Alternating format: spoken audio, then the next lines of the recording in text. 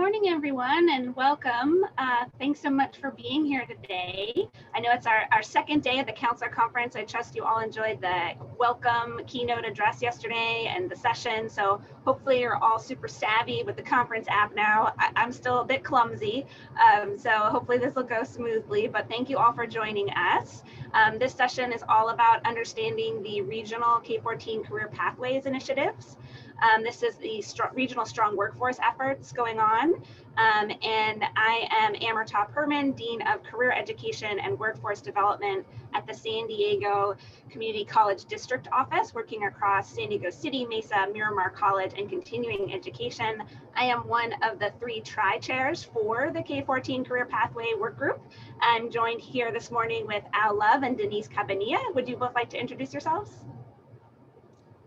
I'll go ahead first, Denise, since I was already unmuted. Al Love, Senior Director of College and Career Readiness for the San Diego County Office of Education.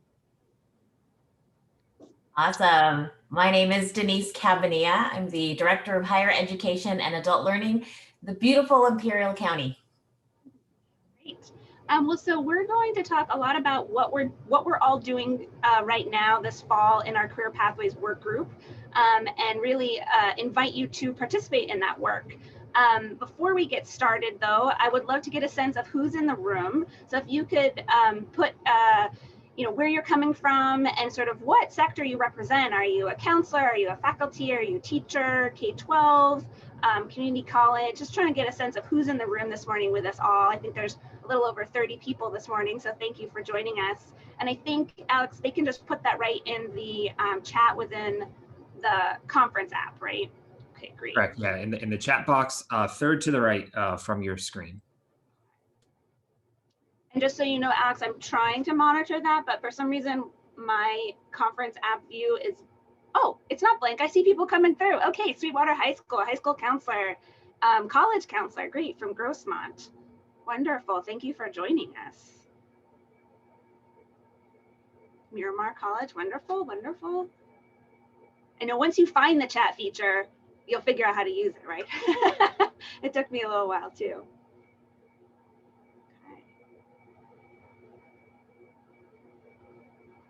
Great. Okay, well, it's looking like we've got both K-12 and community college represented in the room, which is fantastic because this is all about those intersegmental partnerships. Looks like we've got counselors and teachers, faculty. That's really wonderful. I'm so glad that you're all joining us today. So before we really talk about the specific projects we're really focused on this year in our work group, I did want to give a little bit of context for the broader work. And so for those who may not be familiar, regionally, there's all these initiatives going on and really trying to strengthen sort of that student road to success when it comes to career pathways and education into the workforce region-wide around our strong workforce initiatives. And so there's a number of work groups in this graph. Our graphic was designed by the regional consortium efforts where all of our community colleges are represented. And then through our work groups, we also have K-12 represented as well as adult education. And this graph is more than we're going to focus on today, but I want to give you a sense of the kind of work going on all the way through a student's journey from really introduction to post-secondary and career pathways all the way through to completion and employment. Our area of work is really on this very first pillar, which is clarifying the path. And that pre-enrollment focus. And so just zooming in a little bit, the Career Pathways work group, again, is all about that first pillar and post-secondary engagement, or what we call pre-enrollment activities. And there's sort of 3 main sections here, which is the high school, adult education, and then of course the workforce self-referral. These are sort of the pathways right into the community college landscape. And so our work group is sort of focused on that. So when we talk about career pathways, that's the space that we're really focused on. And within these 3 buckets, very big complex buckets, right? We're talking a lot about outreach, alignment, and acceleration, right? So how are we engaging audiences within these 3 areas? Not only the learner within these areas, but the partners too, right? So adult education, high school, middle school, and of course, employers. When we talk about alignment, it's about that programmatic curricular alignment between K-12 into the community colleges through our career pathways. And then acceleration is all about those early college credit opportunities that help students, whichever pathway that they're in, complete faster and get into the workforce faster. And so that's kind of the scope of work. It's a big scope of work, a complex scope of work. And that's why we're really focused on trying to establish really strong intersegmental partnerships to help get this work done. Our work group is really focused on some long-term outcomes, and I won't read the 4 outcomes to you. Hopefully you can see them on your screen, but I do want to point out some key highlights, right? So we're talking about K14 intersegmental partnerships, the most important partnerships, but the most challenging ones, right, to establish and to maintain as positions change and funding shifts. We're also talking about high quality aligned career pathways, right? So what does a career pathway look like within K-12, within community college, and those pathways that connect them? And how do we ensure alignment and really high quality components like work-based learning, partnerships, those kinds of things? How do we focus on awareness and understanding, right? Ensuring that parents, students, learners, employers are aware of these career pathway opportunities and how to connect the dots, how to accelerate through them. And then, of course, the most important is really a focus on equitable access, equitable completion, and then that equitable transition. And when we talk about transitions, what we're really talking about are those moments of, I'm trying to think of another word other than transition, of those moments of transition between middle school to high school to college, adult ed into college, that sort of post-secondary process to ensure that you're getting the credentials that we really need in order to be successful in the workplace. Whether you're completing those post-secondary credentials inside K-12 or you're transitioning to complete them in community college. So that's sort of the area of our work when we talk about our long-term goals, the why behind this, and the structure of this work behind this, right? So the regional structure that's supporting this initiative is a work group structure. There's 3 main work groups within our career pathway section. The first is where Al and Denise and I are primarily focused as tri-chairs, and that's what we're gonna focus on today is really the work of the formal K14 Career Pathways work group. But I did wanna point out that there's also a work group on middle school and high school engagement and adult ed and non-credit. And these both work groups have been around for a little while now, and they're doing fantastic work. And we're all coming together to connect the dots. We just really recognize that there are some big elements in these areas, so they needed their own work group and their own structure to really dive into alignment and integration before we all come back together. And so we're very well connected, but this is sort of the basic structure around the regional career pathway efforts. The final structure that we've really just added and we're kicking off this month actually is a K14 pathway partnership community of practice. And this puts sort of arms around all 3 work groups and all those involved in these intersegmental career pathways. And so this community of practice, I did want to make sure you were invited to, right? So one of the big things with a community practice is to ensure that it provides a space with meaningful representation, and career pathways touches so many of our positions across all of these areas, right? So faculty, counselors, staff, there's so many different partners involved in this. And so we want to make sure that people are participating and really well represented. And so there is an invitation to join our very first kickoff event, which is December 16th, just coming up. We're going to be showcasing some successful K14 pathways and providing opportunities to connect and dive into some topics. And so we'll talk more about that in a little bit, but I did just want to pause and kind of talk about that community practice model. So because the community practice model is really what's going to put our arms around all the elements of this career pathway section when it comes to pre-enrollment and post-secondary engagement. And so I did just want to remind us all that, you know, in the traditional community of practice model, it's really about domain, community, and practice, right? And in our regional work, we've also added a very intentional 4th bucket, which of course is always integrated, but we really want to call it out, which is that continuous improvement, right? The commitment to continuous improvement and the collaborative learning across the segments. And so for this work, we're really talking about, when we talk about the domain, we're really talking about these career pathways, right? Our shared inquiry and the key issues: student success, alignment, work-based learning, what is quality career education? So it's really all about what we care about. And the community is really who cares, right? Hopefully you all care. And it's not only who cares about the individual parts that they're connected to, but also who's willing to become engaged and commit to a process of collective learning, right? And the practice component is all about what we're going to do together. So it's really about facilitating an investigation of key questions, problems, knowledge sharing, and then of course, co-creating new information and resources that hopefully improve our processes and our work together. And of course, again, that last bucket is the commitment to collaborative improvement. So a community of practice is really all about relationship building through discussion, activities, and learning. Ideally, it's a visible and reliable structure that can really foster mutual respect and understanding in a space to, as I mentioned before, co-create new information.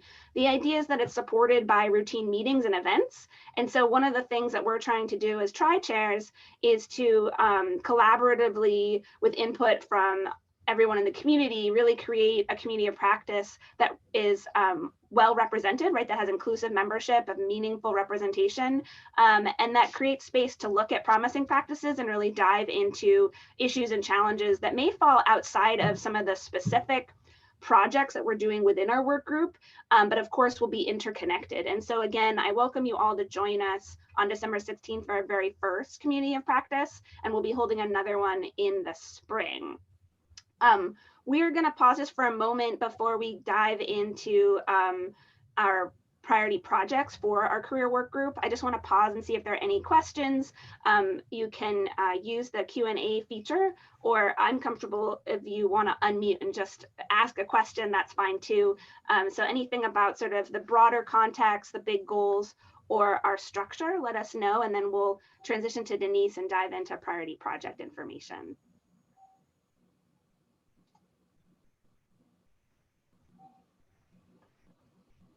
I don't see any questions or hear anybody, which is fine. And so I guess we will just transition over to Denise. Oh, you got to unmute. That happens at least 6 times a day. Thank you so much, Amertah. And if you're comfortable advancing the slides for me, I'd appreciate it. All right, so I think what we're moving into now, as Amertah mentioned, she gave you like the overall structure of what we do in our work group. But these are some of the priority projects that have been selected for the 2020-2021 school year. So as Amertah mentioned, that community of practice, where we're showcasing promising practices and really doing some intersegmental discussions. You know, of course, we'd love to have you participate with us. And then the other projects that we're looking at, that we're going to talk a little bit about today and actually go dive a little deeper into some of these. And Al, feel free to jump in anywhere here, my friend. We're going to talk about the public-facing program finder tool. That's a lot of words, but we'll kind of dig into what that means and how that will support the work that you all do with your students and families and community. Another one of our priority projects is the early college credit within career education pathways. So we have different groups sort of working on these 2 areas. Okay. So what we're going to dive a little deeper into today is the public-facing program finder. And it's the purpose of it is to kind of implement a student-focused product to use that kind of helps students, families, school counselors, community college counselors, and other faculty to use the interface into a crosswalked program and pathway data. So it has a lot of different features that will be usable to the end user. And so that's kind of a broad overview. Once we get into the actual tool, we'll kind of take a deeper look at that. So if we would, we'll click on that link there. And this is not ours yet. Ours is in production as we speak. I know through San Diego and Imperial counties, we're working with administrators and such to collect some information that is going to be required to be put into the tool, as well as data is being collected and input. So this should be launching soon, but this is Orange County's program finder tool. So as you can see, it has all the sectors there. So if we just click on any one of those, you'll be able to see here that it has all of the programs that are available in Orange County. So let's pick one, Amertah. Okay, so if you're interested in agriculture, business, sales, and services, this gives you an overview, a map of all of the areas. These are high schools where these are available. So if we just click on one of them, it'll take you to theirs, and then it'll tell you, if you'll notice there, it has the high school, the pathway, and then the total number of students in the pathway. So it gives you sort of an overview of what is available in your schools or in your county, your community. Let's pick a different one, Amertah, because I don't see the colleges that might be available. So if we look at arts, media, and entertainment, you'll see that there are programs at multiple high schools. And then you see the little red icon there that tells you what colleges have the continuation of that pathway, right? Where a student could transition to complete a post-secondary certificate or degree. And so that's kind of the beauty of the Program Finder tool, is that it not only does it allow you to identify these different pathway programs within your larger community, but also the connection to that post-secondary program. Okay, Al, anything to add here? You're muted, my friend. Nothing to add there at all. I mean, you pretty much, I call it MapQuest for CTE programs. And I think that as an outward facing tool, it's pretty self-intuitive. You don't have to think too hard about it. You click on a sector, it'll carry you to the potential high schools and the community colleges that offer those courses. And then you just, at that point in time, need to reach out and contact the counselor at that school for any further questions. And then you can even divvy down to the teacher. You can get down to the teacher level. So that's a great platform that we look forward to launching ours sometime in January.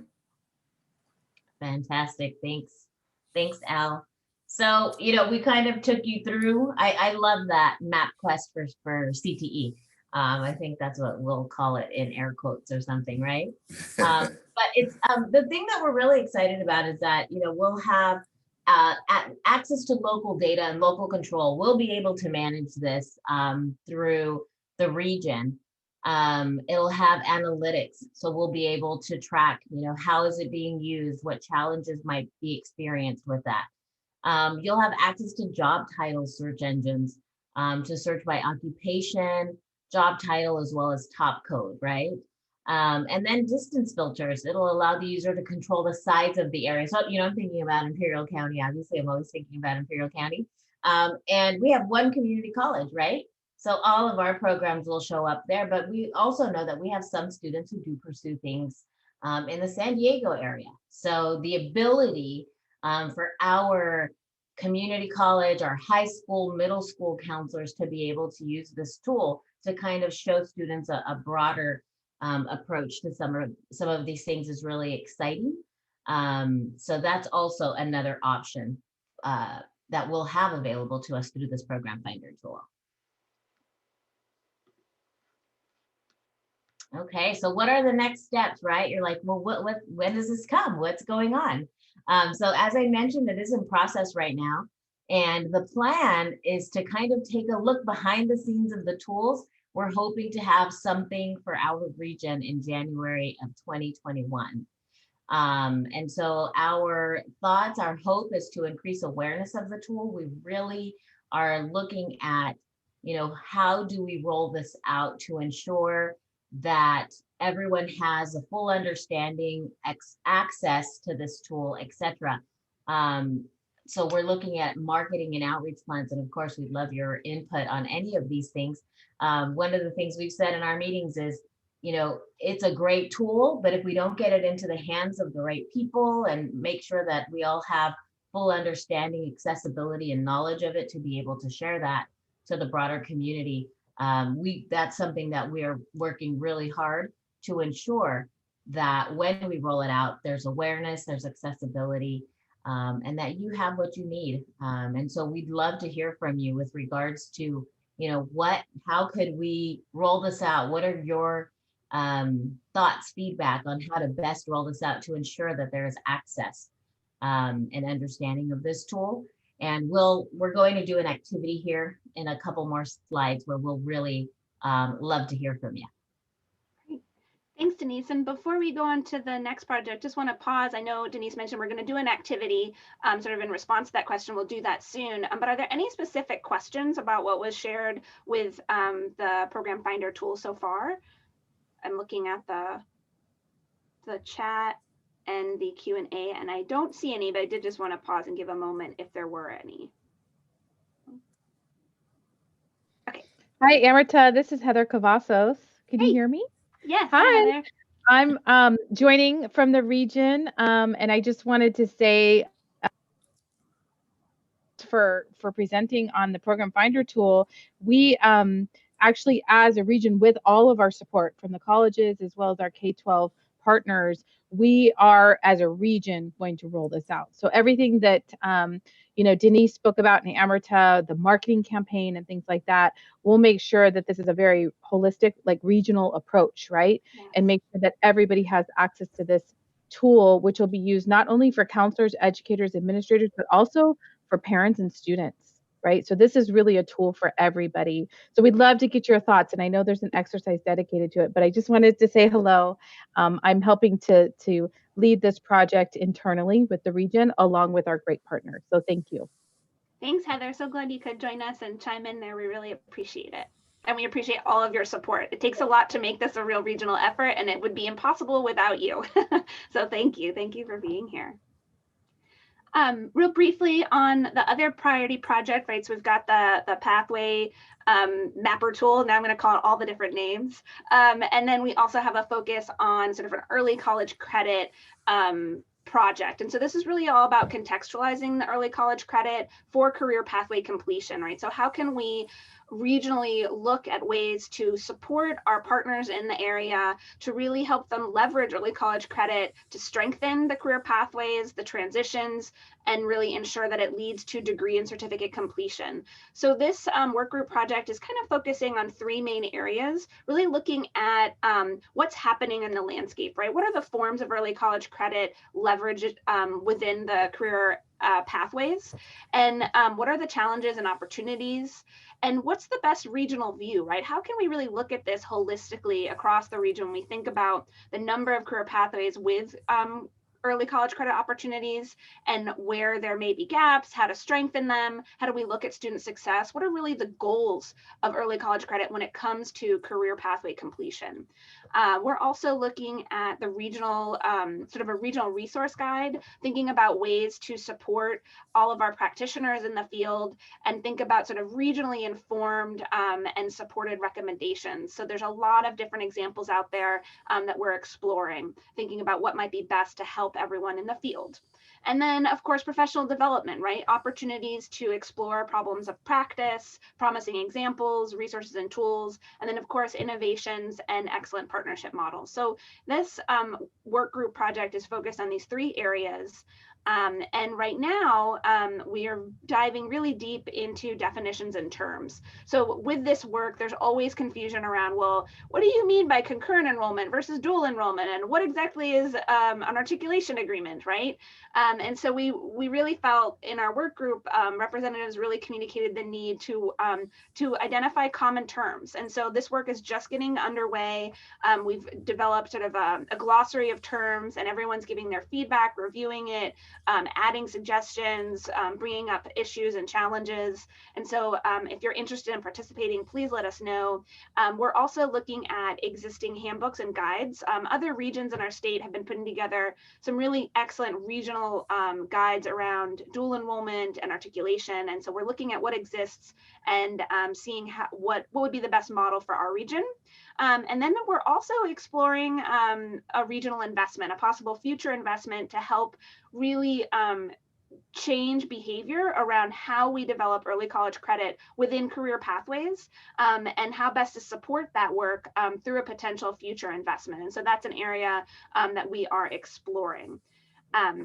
Let's see, I think I see a chat question pop up. So I just want to pause and see if there's any questions about the early college credit projects that are underway in this work group.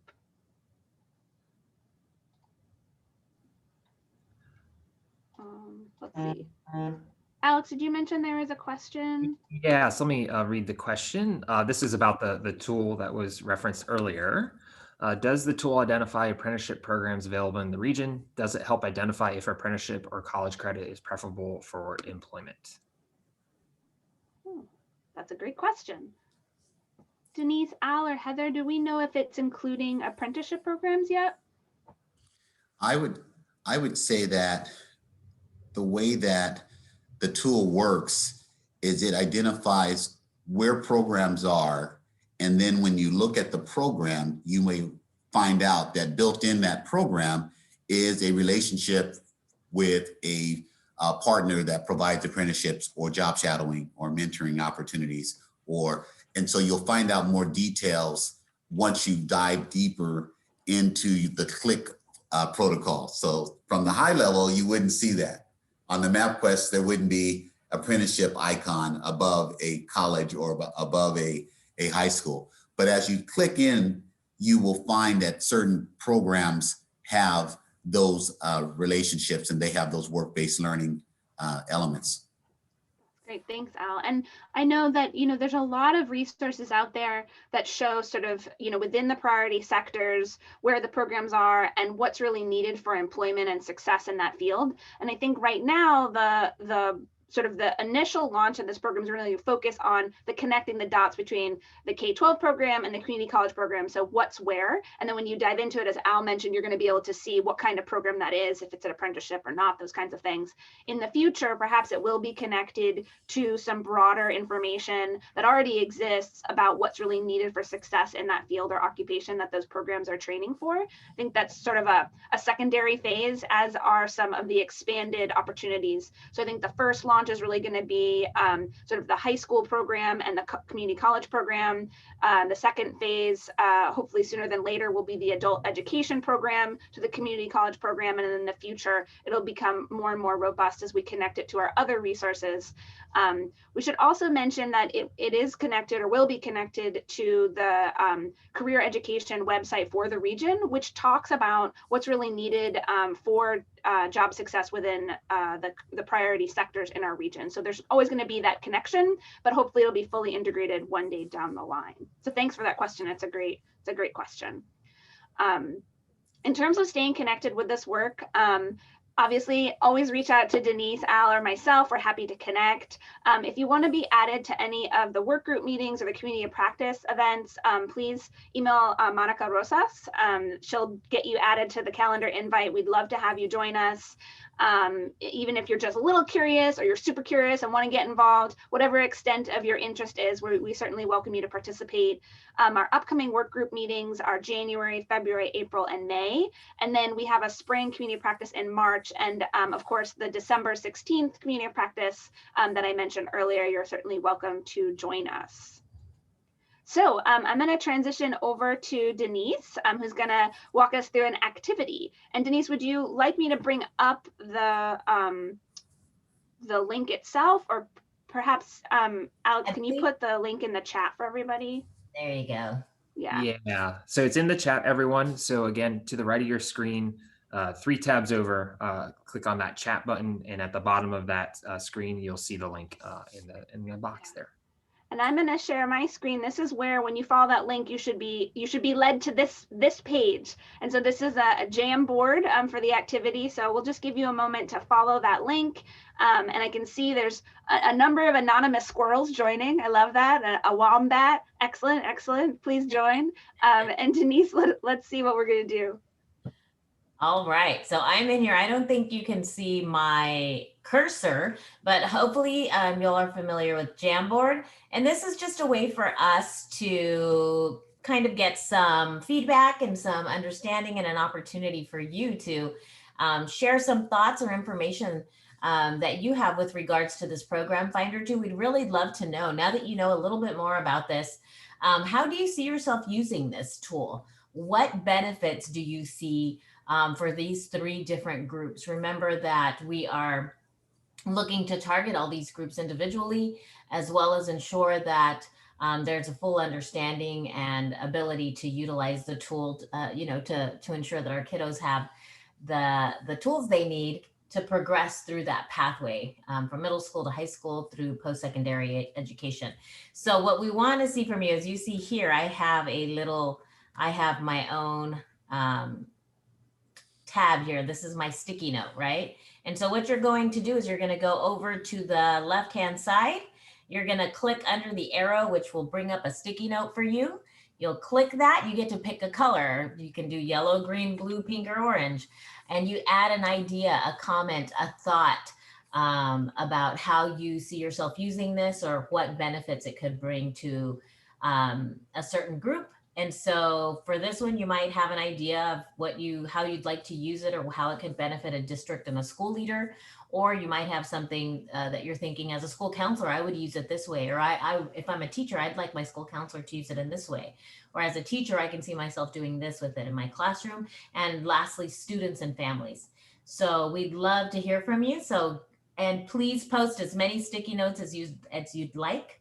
And we'll take about, why don't we take about 5 minutes and we'll check in with you in 5 minutes. But go ahead, grab a sticky note and share your thoughts with us. Post away.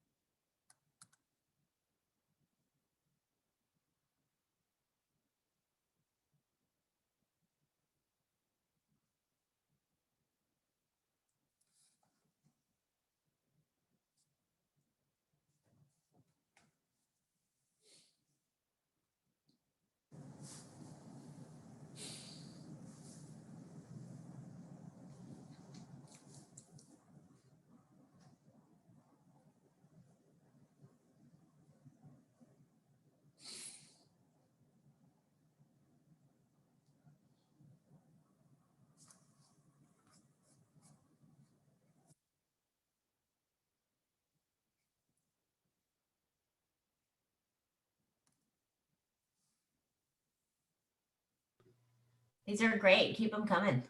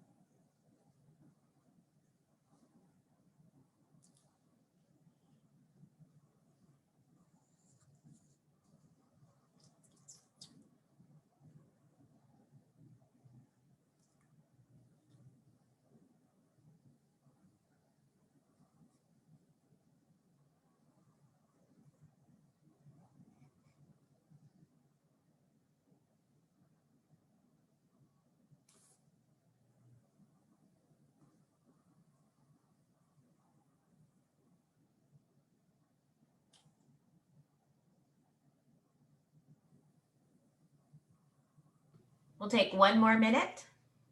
So if you have any final closing thoughts, share them on a sticky note, and then we'll kind of go through these a little bit.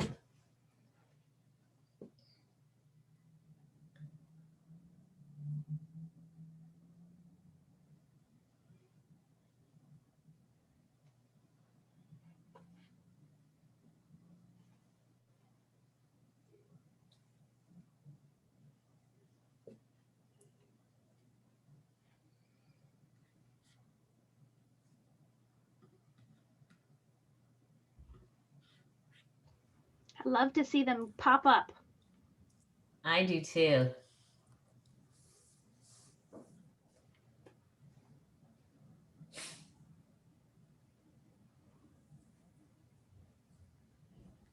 I like that comment.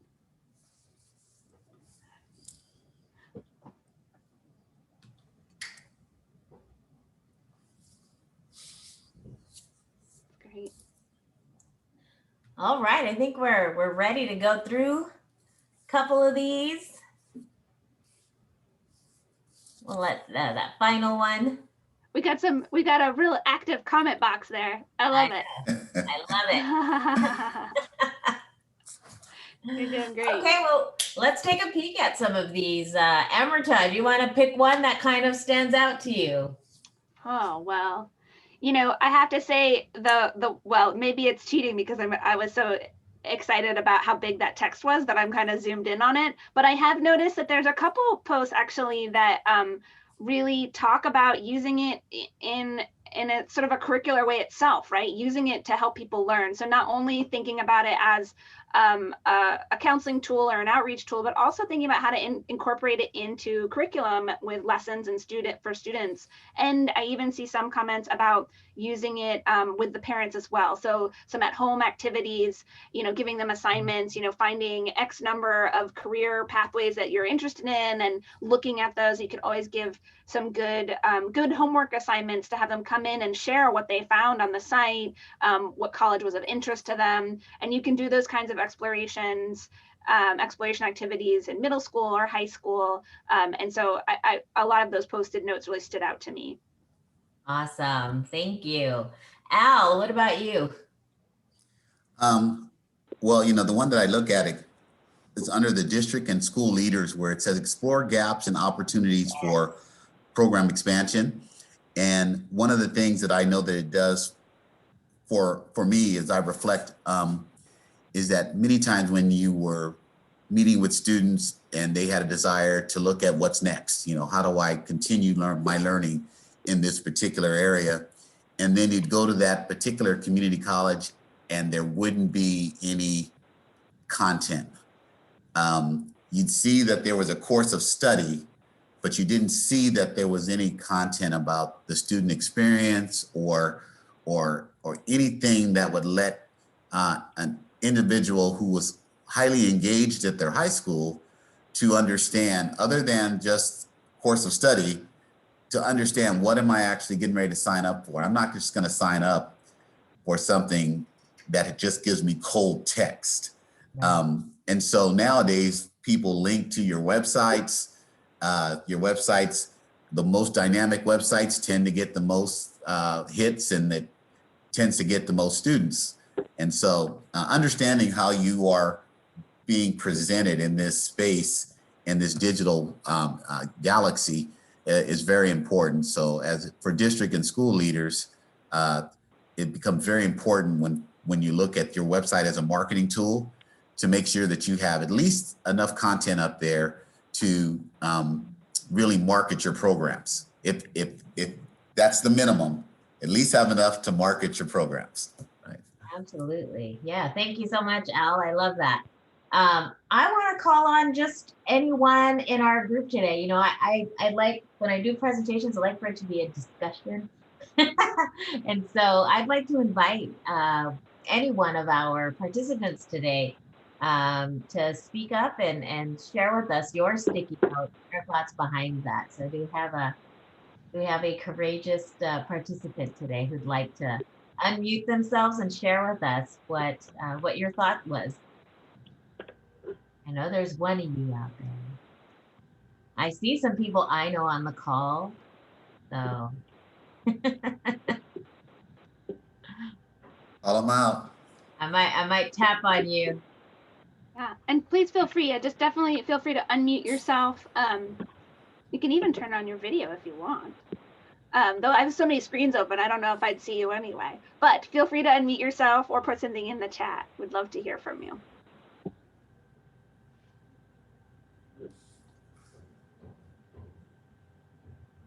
All right, I won't call anyone out today. It's early, but you know, these are fantastic. Thank you so much. You know, you did your part. You shared your thoughts, your ideas of what to do with this tool. And honestly, when we're talking about this, the context of the conversations are really centered on these things. We want this to be something that you find value in, that you feel is really going to benefit your students, your community, your districts. You know, I'm looking at one that really stood out to me, get a regional sense of a map of visuals of where program distance occurs, how we can address transportation and distance. I mean, what a beautiful thing. You literally have a map on there that we can explain to students like, hey, it's going to take you this much time. There's a closer college that has the program you're looking for. Maybe we look there, or they don't have it there. So you are going to have to travel a little further to make that connection to the post-secondary program. So these are all fantastic. We appreciate this. Know that we will use this and consider it as we continue to develop these plans for rollout, for outreach, for marketing.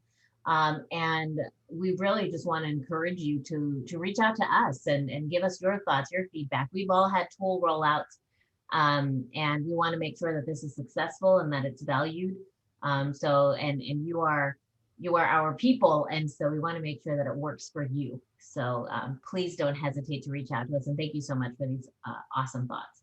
Yeah, and before we go back to the slide, the slide deck, I will just say, you know, Denise, I really appreciate that you called that one out in particular. I was looking at it as well, and I think, you know, one of the great opportunities here is as we engage in this tool together, since we'll be using a shared tool across all of these areas of work and engagement opportunities, it can really help inform really meaningful ways to target investments, right? So not only regional strong workforce funds at the community college level, but your K-12 strong workforce funds, right? So thinking about that transportation, right? If you've got an excellent program and a specific career pathway that leads to high wage demands, but you really need that post-secondary credential, and the next pathway level is at a community college with another really robust program, but the distance is far, how can you leverage your K-12 strong workforce funds and really think about a project to help connect those dots, or even to raise awareness about the issue, explore opportunities, those kinds of things. So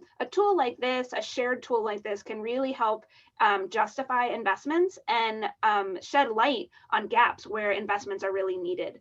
So I think that is really a nice one to call out. And so what's been really fun is to kind of see the level of engagement here, right? That sort of high level strategic planning, and also down in the weeds, if you will, within the classroom, how to engage students. Al, did I see you raise a finger?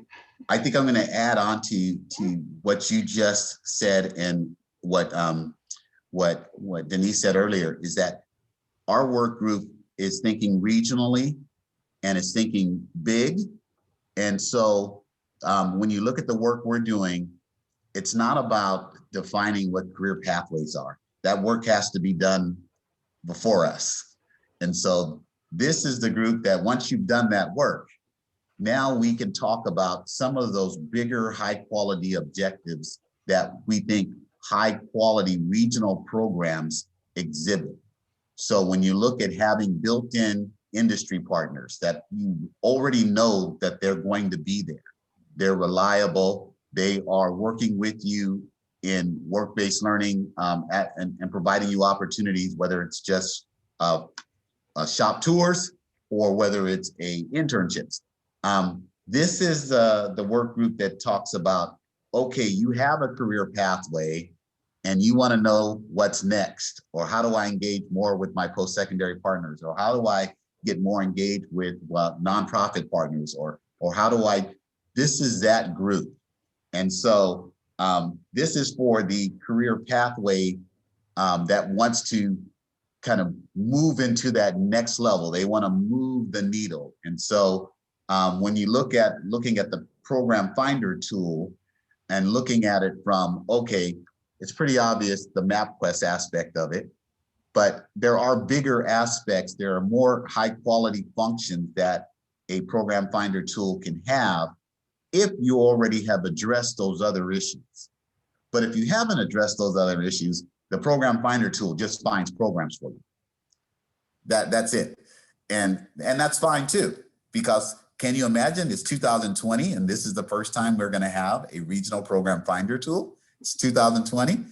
And I would say that I'd go back to 1977 when I was taking a machine shop program at Kearney, and then found that I had some interest in it, and I had to go to City College to continue the machine shop technology program.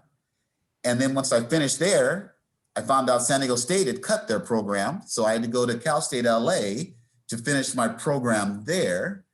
And then when I finished my Cal State LA program, the engineering field was taking a dive, so I came into teaching. And that's the only reason I'm here today, is that I came into teaching because engineering in 1989-90 was kind of dying.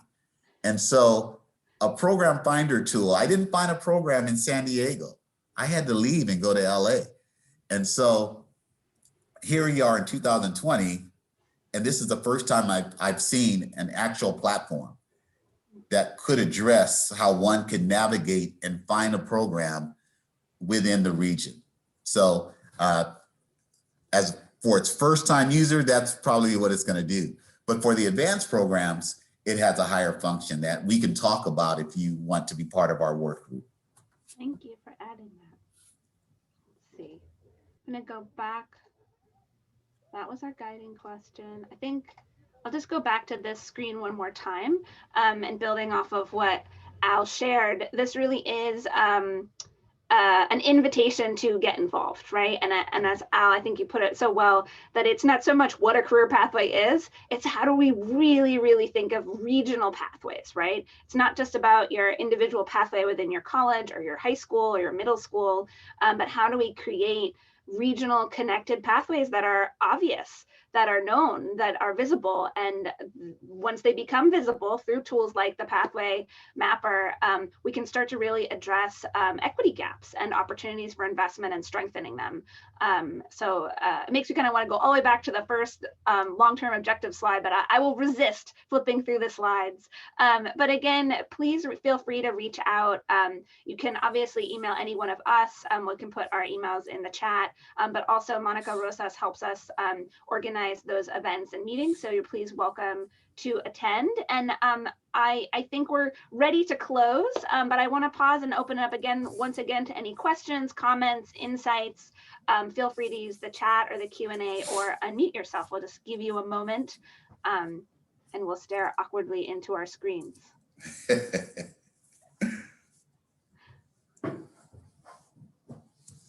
I'm going to put Monica's in here. And all of our meeting materials for everyone on the phone will be in the app. You'll have access to the app after the conference. So if you'd like a copy of these slides, Monica's email, or any of the content that was presented today, all will be shared. We'll include a transcript of the call and the recording itself. Thank you. Okay, I can't help it. I gotta go back. I'm doing it. Big picture, long-term goals, right? Well, thank you all so much for joining us this morning. I hope that this session was helpful for you and gave you some insight into the work that's going on and lets you know that you are part of this work, whether you know it or not, and that we welcome your feedback and thoughts as we move forward with our work group meetings and the community of practice. And with that, I guess we'll let you get prepared for your other sessions and your break and your networking and all of that. And please enjoy the rest of the Counselor Conference. Thanks, everyone. Have a great rest of the day. And great job, Amertah, Denise, and thank you for your support, Alex. Yes, thank you. Good job, guys. Thank you. Amertah, did you have like 2 minutes? Let me stop recording to connect.